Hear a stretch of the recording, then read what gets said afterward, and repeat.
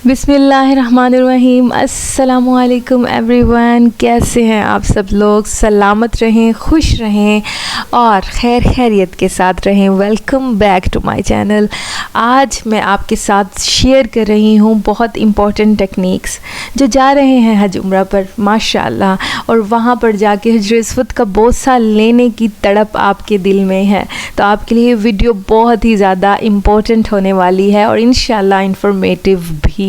क्योंकि इस वीडियो में मैं जो आपके साथ टेक्निक्स शेयर कर रही हूँ, अगर आपने उस पर अमल किया तो फिर आपको इंशाल्लाह बोसा नसीब ज़रूर होगा। ये बोसा सिर्फ़ और सिर्फ आपके दिल की तड़प के साथ जुड़ा हुआ है। अगर आपके दिल में तड़प है, आपने अल्लाह ताला से दुआ मांगनी है। सबसे पहला काम जो आपने करना है ना, वहाँ पहुँच कर अल्लाह पाक से दुआ मांगनी है कि अल्लाह पाक तेरे दर पर आया हूँ या आई हूँ, ये बोसा मेरे लिए आसान कर दे, मेरे लिए कोई सबब बना दे। तो फिर क्या पता कि इतने लाखों के मजमुए में कोई आपको धक्का भी ना लगे और आराम से जाकर आप बोसा कराएं, तो ये तो एक नसीब होता है। और सबसे बड़ी बात कि ये दिल की तड़प और नीयत होती है। ये टेक्निक्स शेयर करने से पहले मैं आपसे रिक्वेस्ट करूंगी कि मेरे चैनल को कर दीजिए सब्सक्राइब, क्योंकि मैं वक्तन फ़वक्तन आपके लिए नहायत इंफॉर्मेटिव वीडियोस अपलोड करती हूँ और वो उस वक्त आप तक पहुँचेंगी जब आपने बेल आइकन को प्रेस किया हुआ होगा और मेरे चैनल को सब्सक्राइब किया हुआ होगा। जाइए विज़िट कीजिए मेरे चैनल पे, आपको बेहद इंफॉर्मेटिव वीडियोस मिलेंगी और इंशाल्लाह जब आप वो वीडियोस देखने के बाद वहाँ उस पाक सरज़मीन पर पहुँचेंगे तो आपको कदम कदम पे रहनुमाई इंशाल्लाह ज़रूर मिलेगी। हजर अस्वद है आज हमारा टॉपिक। ये वो सुर्खी माइल सयाह पत्थर जनूब मशरिक में जो खाना काबा के नस्ब किया गया है, इसको जन्नत का याकूत भी कहा जाता है। और हम हाजी हजरात, तमाम लोग जो उम्रा करने जाते हैं, हज पे जाते हैं, वो तवाफ़ इसके साथ इसका इस्तिलाम करके शुरू करते हैं और इसके दूसरे इस्तिलाम पर इसका एक तवाफ़ खाना काबा का मुकम्मल होता है। और ये वो मुक़द्दस, वो मुतबर्रक पत्थर है कि जिसमें गुनाह जज़्ब करने की तासीर है। कहा जाता है कि जब ये आसमान से आया, जन्नत से आया, तो ये दूध की तरह सफ़ेद था, फिर लोगों के गुनाहों ने इसे सियाह कर दिया। जामे तिर्मिज़ी में आता है कि हजर अस्वद और मकाम इब्राहीम जन्नत के दो याकूत हैं। ये दो याकूत वो हैं कि अगर इनकी रोशनी को अल्लाह पाक ख़त्म ना फरमाते तो ये ज़मीन और आसमान को रोशन कर देते। और ये मरवी है कि हजर अस्वद क़यामत में अपने बोसा लेने वालों और जो इस्तिलाम करते हैं उन तमाम लोगों के हक़ में सिफारिश करेगा, इसको ज़ुबान मिल जाएगी। तो इसका एहतराम आप पर वाजिब है। इसको बोसा देने के लिए जो तमाम ख़वातीन और हज़रात जो कतारों पे में लगे होते हैं, कोशिश में लगे होते हैं,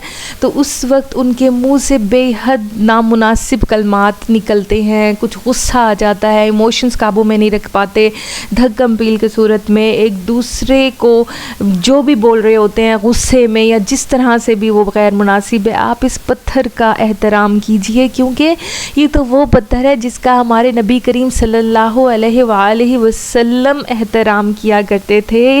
इसको बोसा देते वक्त आप पर रिक्कत और मोहब्बत तारी हो जाती थी, इसको सलाम करते थे जब आप आते थे। तो ये वो पत्थर है। और जब आप खाना काबा की दीवारों के साथ मस हो के खड़े हैं या आप उसके बिल्कुल करीब मुल्तज़िम के करीब खड़े हैं, तो फिर उस वक्त गुस्सा ना करें, अपने जज्बात को कंट्रोल कीजिए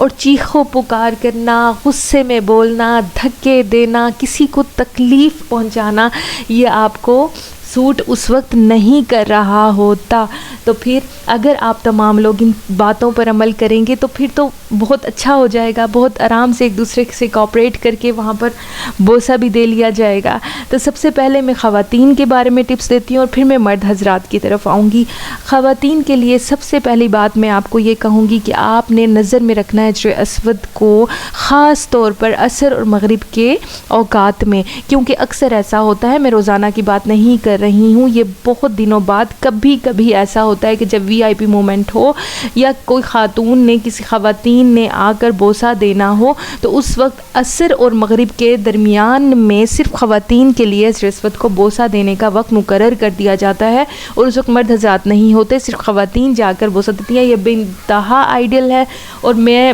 دعا کرتی ہوں کہ آنے والے دنوں میں یہ ایک اصول بنا دیا جائے, قانون بنا دیا جائے کہ عصر و مغرب کے درمیان میں صرف خواتین جا کر بوسہ کر پائیں, کیونکہ وہ نامحرم کا ٹچ ہونا اور پھر دھکے لگنا, آپ کی بے پردگی ہونا, اسکارف آپ کے حجاب پیچھے کی طرف کھینچ جاتے ہیں رش میں, دھکوں میں, تو وہ والا جو ایک سین ہوتا ہے, نظارہ ہوتا ہے, بے انتہا خطرناک ہوتا ہے ان خواتین کے لیے. آپ گروپنگ کی صورت میں وہاں پر جائیں تو آپ کے لیے بے انتہا آسانی ہونے والی ہے. اگر آپ 1-2 خواتین ہیں, یہ میں بات نہیں کہوں گی کہ آپ کے لیے بالکل ناممکن ہے, یہ تو اللہ تعالیٰ کی کرنی ہوتی ہے نا. اللہ تعالیٰ نے آپ کو اگر چن لیا ہے تو آپ کو اس رش میں جب قطاریں بن رہی ہیں, نماز کے لیے صف بندی ہو رہی ہے, تو آپ کو اس وقت بھی بوسہ نصیب ہو جائے گا, آپ آسانی سے جا کے بوسہ کر کے آ سکتی ہیں. لیکن یہ بہت کم چنے ہوئے لوگ ہوتے ہیں جن کو ایسے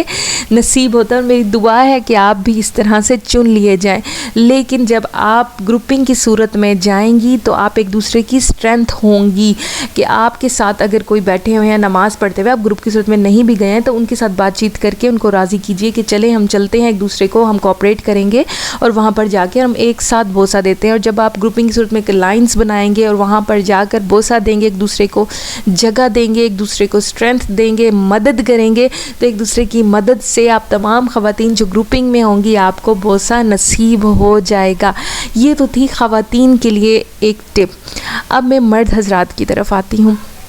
میرا سب سے پہلے آپ کو مشورہ یہ ہوگا کہ اگر کوئی خواتین اور حضرات میں سے کوئی بیمار ہیں, بزرگ ہیں, آپ کو BP کا کوئی پرابلم ہے, شوگر کا کوئی پرابلم ہے, یا آپ کے سانس کا کوئی پرابلم ہے, یا کوئی معذوری ہے کسی قسم کی, تو پلیز نہ جائیے, کیونکہ بے انتہا گھٹن ہو جاتی ہے, سانس کا مسئلہ ہو جاتا ہے, اور پھر اس رش میں سے واپس پلٹنا بھی بہت مشکل ہو رہا ہوتا ہے. اور ایک بہت امپورٹنٹ بات ہے کہ اگر آپ گلاسز لگاتے ہیں تو اپنے گلاسز ضرور اتار لیجئے گا, کیونکہ بوسہ دیتے وقت گلاسز تھوڑا سا پرابلم کر سکتے ہیں آپ کے لیے. تو گلاسز کو رکھ لیجئے, ہاتھ میں کوئی بھاری بھرکم چیز نہ رکھیے گا, جیسے پانی کی بڑی بوٹلز ہو گئیں, یا پھر موبائل فونز کو اپنی بیلٹس میں زپ بند کر لیجئے گا, ان کو بالکل ہاتھ میں آپ کے کچھ نہیں ہونا چاہیے. کیونکہ بعض اوقات تو ایسا ہوتا ہے کہ جب آپ بوسہ کر کے واپس پلٹتے ہیں تو آپ کا احرام بھی, اوپر والا حصہ بھی اتر چکا ہوتا ہے, کہ ہاتھ میں کوئی چیز ہے تو اس کا سیف رہنا ناممکن ہے اس جگہ پر. اور پھر مرد حضرات کے لیے صرف ایک بات کہوں گی کہ آپ رکن یمانی والی سائڈ سے آئیں گے, یعنی کہ رکن یمانی بھی ایک پتھر جو ہے جو اسود کی بالکل پیچھے کی طرف جو لگا ہوا ہے کونے پر, آپ اس کی طرف اس کو بھی چھو کر اپنے ہاتھوں سے, اور جب آپ اس خانہ کعبہ کی دیوار سے مس کرتے کرتے, یعنی آپ نے خانہ کعبہ کی دیوار کو نہیں چھوڑنا, آپ نے خانہ کعبہ کی دیوار کو پکڑنا ہے, ایون کہ جو نیچے گولڈن کلر کے کنڈے لگے ہوئے ہوتے ہیں جس سے خانہ کعبہ کا جو غلاف ہے وہ باندھا ہوا ہوتا ہے, آپ نے ان کنڈوں کو مضبوطی سے پکڑ لینا ہے, خلاف خانہ کعبہ کو پکڑنا ہے آپ نے. اس طرح آپ کا ایک آئیڈیل ٹائم یہ بھی بن سکتا ہے کہ آپ اس وقت بالکل خانہ کعبہ کے ساتھ مس کر رہے ہوں گے, تو چاہے اس وقت آپ کو گھنٹے بھی بیت جائیں تو آپ کے لیے کوئی اس وقت پریشانی کی بات نہیں ہونی چاہیے, کیونکہ وہ تو آپ اتنے مبارک مقام پر اس وقت کھڑے ہوں گے